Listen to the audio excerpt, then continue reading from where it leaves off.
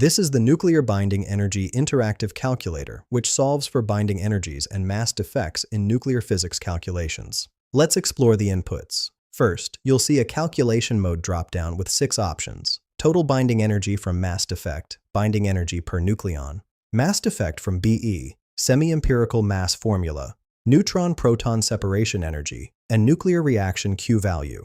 For this demonstration, I'm using total binding energy. There's also a particle type dropdown with neutron and proton options. I've selected neutron. The input fields include mass defect delta M in atomic mass units, mass number A, atomic number Z, and atomic mass in U.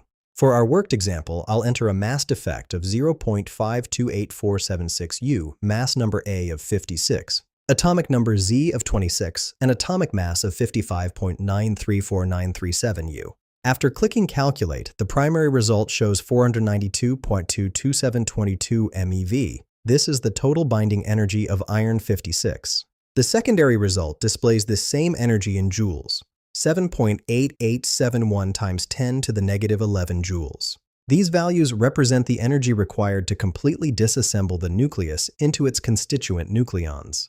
This calculator streamlines complex nuclear binding energy calculations for research and educational applications. Find the link in the description below.